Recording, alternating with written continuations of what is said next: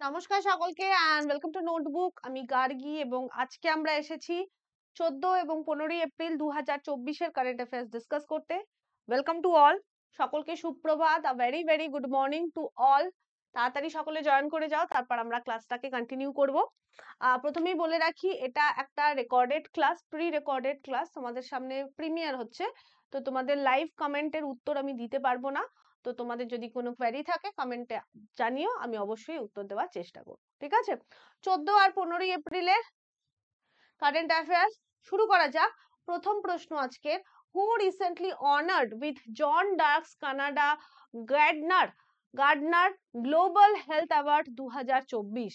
কে সম্প্রতি John Dirks Canada Gairdner Global Health Award 2024 দিয়ে সম্মানিত হয়েছেন? অবশ্যই যখনই আমাদের কোনো ভারতীয় বা কোনো ভারতীয় বংশোদ্ভূত বিদেশের মাটিতে বা কোনো দেশের বা কোনো ইন্টারন্যাশনাল অর্গানাইজেশনের তরফ থেকে কোনো অ্যাওয়ার্ড পাবেন, সেটা গুরুত্বপূর্ণ হয়ে যায় পরীক্ষার পয়েন্ট অফ ভিউ থেকে। তো এই প্রশ্নটা সেই কারণেই গুরুত্বপূর্ণ।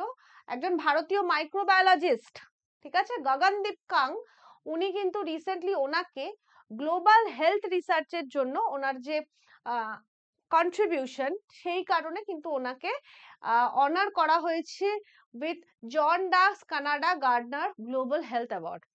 ইনি কিন্তু প্রথম ভারতীয় মহিলা যিনি এই অ্যাওয়ার্ডটি পেলেন, এবং এর আগে কোনো ভারতীয় মহিলা কিন্তু এই অ্যাওয়ার্ডটি পাননি। বর্তমানে ওনার কথা যদি বলি, বর্তমানে উনি সিএমসি ভেলোর, আশা করি সিএমসি ভেলোরের কথা সবাই জানো। যখন কোনো জায়গায় ট্রিটমেন্ট ভালো পাওয়া যায় না, শেষ আলোর উৎস হিসেবে সিএমসি ভেলোরই থাকে। তো সেখানে গিয়ে কিন্তু সেখানে উনি একজন প্রফেসর বর্তমানে আছেন, ঠিক আছে? টরন্টো বেসড এই গার্ডনার ফাউন্ডেশন অ্যানুয়ালি এই অ্যাওয়ার্ডটি দিয়ে থাকে একজন রিসার্চারকে, যিনি কিনা বর্তমানে মেনলি কি বলবো, গ্লোবাল হেলথের বিষয় যে বিভিন্নভাবে রিসার্চ করছে, নতুন ভাবে যাতে গ্লোবাল হেলথকে আরো বেটার করা যায় সেই নিয়ে রিসার্চ করছে, এরকম ভাবে সেরকম একজন ব্যক্তিকে কিন্তু এই অ্যাওয়ার্ডটি দেওয়া হয়ে থাকে, ঠিক আছে? Next, who took office as prime minister of Iceland? আইসল্যান্ডের প্রাইম মিনিস্টার হিসেবে কে রিসেন্টলি নির্বাচিত হয়েছেন? তিনি হচ্ছেন প্রাইম মিনিস্টার বা প্রধানমন্ত্রী হিসেবে তিনি হচ্ছেন ভার্নি বেনেডিক্টসন, ঠিক আছে? ইনি কিন্তু রিসেন্টলি আইসল্যান্ডের প্রধানমন্ত্রী হয়েছেন। কারেন্টলি উনি কিন্তু আইসল্যান্ডের যে ইন্ডিপেন্ডেন্ট পার্টি তার চেয়ারম্যান। এছাড়াও উনি কিন্তু বর্তমানে অক্টোবর 2023 থেকে আইসল্যান্ডের ফরেন অ্যাফেয়ার্স মিনিস্টার হিসেবেও কিন্তু কাজ করছেন। আইসল্যান্ড যদি আমরা দেখে নিই, এটি বেসিক্যালি নর্ডিক আইল্যান্ড নেশন, এর ক্যাপিটাল এবং লার্জেস্ট সিটি হচ্ছে রেকজাভিক। গভর্নমেন্ট ওখানে ইউনিটারি পার্লামেন্টারি রিপাবলিক। লেজিসলেটর মনে রাখো, এটা সরি লেজিসলেচারটা মনে রাখো, এটা প্রশ্ন দেয়। অল থিং হচ্ছে লেজিসলেচার। প্রধানমন্ত্রী নতুন ইনি হয়েছেন। কারেন্সি হচ্ছে ওখানকার আইসল্যান্ডিক ক্রোনা। যদি আমরা দেখি আইসল্যান্ডের অবস্থান, আমি ওভারঅল একটু দেখিয়েছি, ছোট করেও দেখিয়েছি। মেনলি এইখানে দেখো আমেরিকার ইউরোপের মাঝামাঝি অবস্থিত এই আইল্যান্ডিক নেশনটা হচ্ছে আইসল্যান্ড। আর ইউরোপের নিরিখে যদি দেখি, একদম দেখো এখানে গ্রিনল্যান্ড, আর এইখানে মাঝে এইটা হচ্ছে আইসল্যান্ড, ঠিক আছে? চলো next, when is international Day of Human Space flight 2024 observe? আন্তর্জাতিক মানব মহাকাশ ফ্লাইট 2024 দিবস কখন পালিত হয়? এটা একটু ভালো করে একটু দেখো, মানে এটা একটু ইন্টারেস্টিং প্রশ্ন। আমার এইসব স্পেস টেস্ট নিয়ে একটু ইন্টারেস্ট থাকেও। 12 এপ্রিল আমরা এই দিনটা অবজার্ভ করি, এবং ইউনাইটেড নেশনস এর তরফ থেকে এই দিনটা অবজার্ভ করা হয়ে থাকে সাধারণত। সাধারণত না, করা হয়ে থাকে। এবং এই দিনটা সেলিব্রেট করে the beginning of the space era for mankind and underscores the pivotal role of space science and technology in advancing sustainable development goals and enhancing the welfare of nations and individuals, ঠিক আছে? Mainly এই দিনটা যবে থেকে space exploration শুরু হয়েছিল মানুষের মাধ্যমে, সেই দিনটাকেই কিন্তু সেলিব্রেট করা হয়ে থাকে। প্রথমবার এই দিনটা অবজার্ভ করা হয়েছিল 2011 সালে। এবং কেন 2011 সালে? কারণ 2011 সালের 12ই April marked the 50th anniversary of the first ever human space flight and 50th anniversary of the first session of the Committee on the Peaceful Uses of Outer Space। 2011 সালের 12ই এপ্রিল দুটো ইভেন্টের জন্য ইম্পর্টেন্ট ছিল। First event কি, যে সেটা ছিল 50 বছর পূর্তি প্রথম কোন মানব দ্বারা মহাকাশে যাওয়া নিয়ে। First ever human Space flight, প্রথমবার কোন মানুষ মহাকাশ যানে মহাকাশে গেছিল, তার 50 বছর পূর্তি হয়েছিল 2011 12ই এপ্রিল। আর সেকেন্ড হচ্ছে committee on the peaceful uses of outer space এর প্রথম সেশনেরও 50 বছর পূর্তি হয়েছিল ওই 2011 12ই এপ্রিল। এই দুটো অ্যানিভার্সারিকে একত্রিতভাবে 12ই এপ্রিল ডেটাকে 2011 International Day of Human Space Flight হিসেবে অবজার্ভ করা হয়েছিল প্রথমবার। যদি আমরা 1961 সালের 12ই এপ্রিল ফিরে যাই তাহলে আমরা দেখতে পাবো this was first human Space flight, যেটা কিনা রাশিয়ান একজন cosmonaut Yuri Gagarin, Soviet union, এখন রাশিয়া, তখন সোভিয়েত ইউনিয়ন ছিলেন, তিনি কিন্তু ভস্টক 1 নামক একটি মহাকাশ যানে, মহাকাশ ক্যাপসুল বলতে পারো, স্পেস ক্যাপসুলে আমাদের ভারত পৃথিবীটাকে অরবাইট, পৃথিবীর এক চক্কর দিয়েছিল।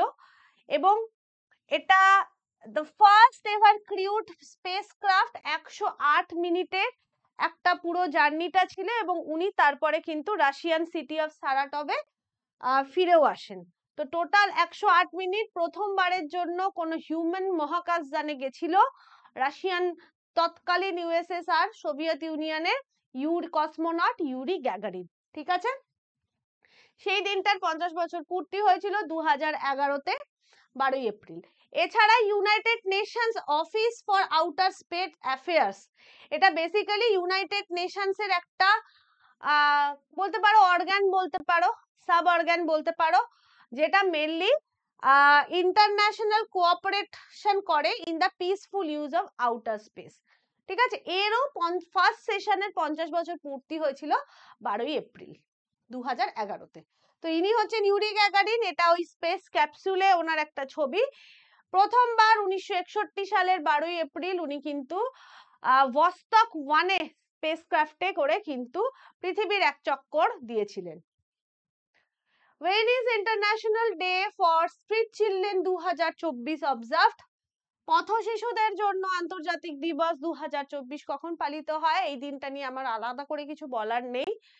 এই দিনটা 12ই এপ্রিল অবজার্ভ করা হয় এবং অবশ্যই এই দিনটা এখনো যে প্রচুর শিশুরা পথে থাকে, তাদের থাকার কোনো জায়গা নেই, মিলিয়নস অফ চিলড্রেন, পথ শিশুরা যে সমস্ত সমস্যা ফেস করে প্রতি মুহূর্তে, সেই বিষয়ে মানুষের সচেতনতা বাড়ানোর জন্য 2011-র 12ই এপ্রিল প্রথমবার এই দিনটি অবজার্ভ হয় এবং 2012 থেকে গ্লোবালি এটা কিন্তু অবজারভেন্স এই দিনটা শুরু হয়ে যায়। ঠিক আছে, next, what is India's rank in the export of digitally delivered service? digitally delivered service এর এক্সপোর্টের ক্ষেত্রে ভারত বা সরবরাহের ক্ষেত্রে ভারতের স্থান কি?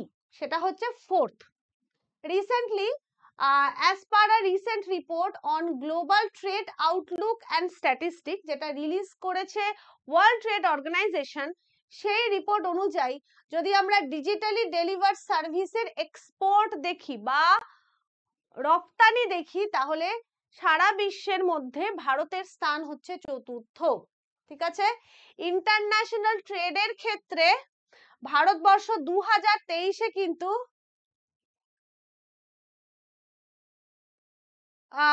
জার্মানিকে টপকে কিন্তু টপ পজিশনে গেছে। ফার্স্টে আছে ইউএসএ, সেকেন্ডে আছে ইউকে হবে এটা, আর থার্ড পজিশনে আছে আয়ারল্যান্ড, ফোর্থ পজিশনে আগে জার্মানি ছিল, জার্মানিকে সরিয়ে কিন্তু এসেছে ইন্ডিয়া। ঠিক আছে, টোটাল 2023-এ ভারতবর্ষ 257 বিলিয়ন ডলারের ডিজিটালি ডেলিভার সার্ভিস রপ্তানি করেছে, যেটা কিনা তার আগের বছরের থেকে 17% বেশি। এবার ডিজিটালি ডেলিভার সার্ভিসের মধ্যে প্রফেশনাল সার্ভিস ইনক্লুড আছে, এডুকেশন, বেসিক্যালি এডুকেশন, গেমিং এর ক্ষেত্রে, মিউজিক ভিডিওর ক্ষেত্রে যে ডিজিটালি যেগুলো ডেলিভার করা হয় আমরা, তার যে সমস্ত ইকুইপমেন্ট, সেটা একটা ল্যাপটপ হতে পারে, একটা ক্যামেরা হতে পারে, এই যে ইকুইপমেন্টস গুলো, সেইগুলোকে আমরা ডিজিটালি ডেলিভার সার্ভিস বলে থাকি, যেটা দিয়ে তুমি কোনো জিনিস ডিজিটালি কারোর কাছে, এই যে আমি তোমাদের কাছে ডিজিটালি পৌঁছচ্ছি, এর জন্য আমি কি কি ইউজ করছি, একটা ল্যাপটপ ইউজ করছি, মাইক ইউজ করছি, ক্যামেরা ইউজ করছি, বোর্ড ইউজ করছি, দিস এইগুলো রপ্তানির ক্ষেত্রে ভারত কিন্তু বিশ্বে 4র্থ স্থান অধিকার করে আছে। ঠিক আছে, এবং আজকে শেষ প্রশ্ন, what is India's rank in the global cyber crime study? Global cyber crime স্টাডিতে ভারতের স্থান হচ্ছে 10ম, 10th। রিসার্চার্সরা একটা প্রথমবারের জন্য ওয়ার্ল্ড সাইবার ক্রাইম ইন্ডেক্স তৈরি করেছে to identify the most significant sources of cyber crime at national level. এবং এই রিপোর্টে দেখা গেছে বেসিক্যালি সেই সমস্ত কান্ট্রিগুলোকে হাইলাইট করা হয়েছে যেখানে সাইবার ক্রাইম অ্যাক্টিভিটি অনেক বেশি। ওভারঅল দেখা গেছে যে 2024-এ ওয়ার্ল্ডে টোটাল 9.22 ট্রিলিয়ন, 2024-এর যে রিপোর্ট, সেখানে 9.22 ট্রিলিয়নের সাইবার ক্রাইম হয়েছে। এবং খুব ছোট ছোট কিছু কিছু পকেটস অফ কান্ট্রিজ আছে যেখানে এটা মেন দেখা গেছে, তার মধ্যে China, Russia, USA, Ukraine, Romania, Nigeria আছে টপ 10 কান্ট্রির মধ্যে। তবে টপ যে দুটো দেশ সব থেকে বেশি সাইবার ক্রাইম হয়েছে সেটা হচ্ছে রাশিয়া, সেকেন্ড পজিশনে আছে ইউক্রেন, থার্ড পজিশনে আছে চায়না, এবং ফোর্থ পজিশনে আছে ইউএসএ। ভারতের স্থান এই ইন্ডেক্সে হচ্ছে 10th বা 10ম।